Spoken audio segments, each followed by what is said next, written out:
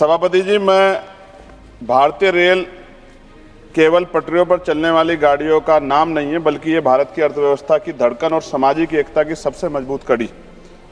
आज भारतीय रेल दुनिया के सबसे बड़े रेल नेटवर्कों में से एक है। देश में लगभग 68,000 किलोमीटर से अधिक रेल का नेटवर्क है। प्रतिदिन लगभग 13,000 से अधिक यात्री ट्रेन और 8,000 से अधिक मालगाड़ियां चलती हैं। हर दिन लगभग 2.4 करोड़ यात्री रेलवे में यात्रा करते हैं। प्रतिदिन लगभग 40 लाख टन से अधिक माल रेलवे के माध्यम से ढोया जाता है। रेलवे में लगभग 12 लाख कर्मचारी कार्यरत हैं, लेकिन इतने बड़े तंत्र के बावजूद आज भी करोड़ों यात्रियों को भीड़, सुविधा और सुरक्षा का सामना करना पड़ता है। मैं कहना चाहता हूं कि रेल की पटरियों पर केवल ट्रेनें नहीं चलती, उन पर करोड़ों भारतीयों के सपने चलते हैं, और जब व्यवस्था कमजोर होती है तो सपने भी पटरी से उतर जाते हैं।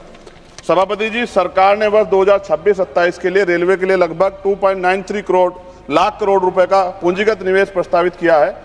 सरकार इसे ऐतिहासिक बता रही है, लेकिन सवाल यह है, क्या यह निवेश वास्तव में यात्रियों की सुविधाएं, सुरक्षा और रोजगार में दिखाई दे रहा है? आज भी हजारों किलोमीटर ट्रैक पुराने और कई जगहों पर सिग्नलिंग सिस्टम कमजोर है और स्टेशनों पर मूलभूत सुविधाएं कमी है। रेल सुरक्षा का सबसे महत्वपूर्ण विषय मैं स्पष्ट करना चाहता हूं कि रेल में सुरक्षा केवल रिपोर्टों से नहीं आती, सुरक्षा जमीन पर किए गए काम से आती है। आज भी हजारों किलोमीटर ट्रैक पर नवीकरण होना बाकी है और कर्मचारियों की कमी एक गंभीर समस्या है। महोदय, भारतीय रेल कभी देश का सबसे बड़ा रोजगार देने वाला संस्थान हुआ करता था और सामाजिक न्याय की भावना को मजबूत करने में इसकी बड़ी भूमिका रही है। लेकिन आज रेलवे में लगभग 3 लाख से अधिक पद खाली पड़े हैं और प्रमोशन से जुड़े अनेक मुद्दे सामने आते हैं। मैं सरकार से पूछना चाहता हूं, मंत्री तो यहाँ मौजूद हैं, कि जब देश का युवा बेरोजगारी के लिए दर दर भटक रहा है तो रेलवे में इतने पद खाली क्यों पड़े हैं? देश का युवा अवसर मांग रहा है और रेलवे में खाली पद इंतजार कर रहे हैं, ऐसा क्यों? महोदया जी, मैं इस सदन के माध्यम से एक बहुत महत्वपूर्ण विषय उठाना चाहता हूं। रेलवे में अनुसूचित जाति और अनुसूचित जनजाति व अन्य पिछड़ा वर्ग के युवाओं को अवसर मिलना कम हो गया क्योंकि भर्ती नहीं निकल रही है। मैं मंत्री जी को से आग्रह करूंगा कि रेलवे में SC, ST और OBC के आरक्षित पदों को शीघ्र भरा जाए। भर्ती प्रक्रियाओं में तेज और पारदर्शी बनाया जाए। रेलवे के प्रशिक्षण संस्थानों में इन वर्गों के युवाओं के लिए विशेष प्रशिक्षण कार्यक्रम शुरू किए जाएं। रेलवे कॉलोनियों में कर्मचारियों कल्याण कार्यक्रम में सामाजिक न्याय की भावना को मजबूत किया जाए। मैं कहना चाहता हूं कि जब तक देश के अंतिम व्यक्ति को अवसर नहीं मिलेगा तब तक विकास अधूरा रहेगा। बाबा साहब डॉक्टर भीमराव अंबेडकर की भावना यही थी कि सरकारी संस्थान सामाजिक न्याय के मजबूत स्तंभ बने, और सरकार भी इस बात के वादे करती है। महोदया जी, आज सामान्य श्रेणी में यात्रा करने वाले यात्रियों की स्थिति बेहद कठिन है।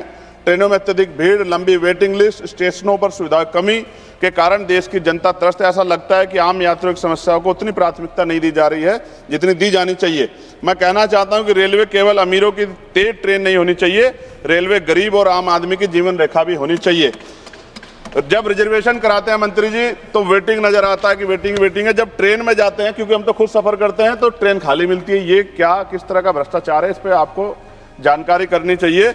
और रेलवे में जनरल डिब्बे जो है आपको बढ़ाने चाहिए। साथ साथ मेरी मांग है मंत्री जी, अपने क्षेत्र से जुड़ी हुई, आप मुझे ये भी बता दें कि एक टांग पे खड़ा होकर बताऊं या दोनों टांग पे, कि जो आपका ध्यान आकर्षण हो जाए विपक्ष के सांसदों की तरफ भी। क्योंकि देखो, सरकार के जितने लोग बोले सबने आपकी बड़ाई की, और हम लोग भी बड़ाई करते हैं कि आप अवसर दे दें तो और बड़ाई कर दें। तो इसलिए पूछ रहा हूं, एक टांग पे खड़ा होकर बोलूं जो आप निगरानी बनाएंगे, या फिर दोनों टांग पे खड़ा होकर बोलूं जो आपका ध्यान हमारी तरफ आकर्षित हो जाए? मंत्री जी, अमृत भारत स्टेशन योजना के अंतर्गत नगीना रेलवे स्टेशन का नवीनीकरण का कार्य जल्द से जल्द पूरा हो जाए, और साथ साथ रेलवे का जो प्लेटफॉर्म नंबर 2 है नगीना में, उसकी लंबाई बढ़ा दो, क्योंकि महिलाओं को पीछे उतरना पड़ता है। ये बात मैंने कई बार कही, इसलिए मैंने कहा कि एक टांग पे खड़ा होकर सुन लीजिए कम से कम, मगर ध्यान तो आकर्षण कीजिए। नगीना और आसपास के क्षेत्र में लाखों लोग दिल्ली, हरिद्वार और लखनऊ की यात्रा करते हैं, इसलिए आवश्यक है कि दिल्ली और हरिद्वार जाने वाली प्रमुख एक्सप्रेस ट्रेनों का ठहराव नगीना लोकसभा क्षेत्र में बढ़ाना चाहिए। नजीबाबाद नगीना धामपुर रेल मार्ग पश्चिम उत्तर प्रदेश के लिए बहुत महत्वपूर्ण है। मैं मंत्री से मांग करूंगा कि इस रेल सेक्शन को, इंफ्रास्ट्रक्चर को मजबूत किया जाना चाहिए। नगीना क्षेत्र के लोगों की सुविधा के लिए दिल्ली और लखनऊ के लिए नई इंटरसिटी ट्रेन चलाई जाए। इससे क्षेत्र के छात्रों और व्यापारियों को बड़ा लाभ मिलेगा। धामपुर नगीना से दिल्ली के लिए सीधी ट्रेन चलाई जाए। नजीबाबाद से नगीना और धामपुर होते मुंबई के लिए ट्रेन चलाए। मेरी बहुत पुरानी मांग हो गई है लंबे समय से कि ये मांग पूरी हो जाए। और सेओरा, किरतपुर, हल्दौर, नगीना, धामपुर आदि स्थानों पे फ्लाईओवर अंडरपास की मांग का काम जल्द पूरा हो जाए। आपको याद है, आप भी कहते हैं, बहुत सारे मंत्री कहते हैं 1-1 मिनट कीमती है। अब 1 मिनट का जो वैल्यू है वो यहाँ पता लगती है, लेकिन वहां 15-15, 20-20 मिनट खड़े होना पड़ता है। और ये डिजिटल इंडिया है, विश्व गुरु भारत की बात होती है सरकार की तरफ से, कहाँ है वो? कितने फाटक ऐसे जिन पर भी काम होना बाकी है? मुजफ्फरनगर में शुक्रताल में जो बहुत बड़ा तीर्थ है मंत्री जी, गुरु गद्दी अखंड ज्योति सतगुरु समनदास जी महाराज की, वहां बहुत लाखों श्रद्धालु जाते हैं, उसको भी किसी कनेक्टिविटी से जोड़िए तो इससे अर्थव्यवस्था में भी फायदा होगा और वहां के जो वहां मानने वाले लोग हैं उनको भी जो है वो भी आपका धन्यवाद करेंगे। अंत में मैं केवल ये बात कहना चाहता हूं कि भारतीय रेल केवल लोहे की पटरियों पर नहीं चलती हुई, यह देश के विश्वास और उम्मीदों पर चलती है। अगर इस विश्वास को मजबूत करना है तो रेलवे को सच में मजबूत करना होगा। और नगीना लोकसभा दूसरे राज्य को भी जोड़ती है, इधर हरिद्वार और इधर कोटद्वार, तो नगीना से होके निकलते हैं, दोनों राज्य का वो जोड़ है। मेरा आपसे आग्रह है कि नगीना की जो मांगे मैंने रखी है मंत्री जी, अगर आप इनको पूरा करेंगे तो ये स्पष्ट होगा कि आपकी कथनी और करनी में फर्क नहीं है। अगर आप सिर्फ सत्ता पक्ष के लोगों के काम करोगे तो इससे स्पष्ट होगा कि आपकी सरकार सबकी सरकार नहीं है, आपकी सरकार सिर्फ अपने लोगों की सरकार है। और जहां के लोगों ने आपके खिलाफ वोट किया है उनके अधिकारों का संरक्षण भी, क्योंकि अब तो आप मंत्री किसी पार्टी के नहीं, आपको करना ही पड़ेगा। ये भी मैं आपसे आग्रह करता हूं। बहुत बहुत धन्यवाद सभापति। जय भीम, जय भारत।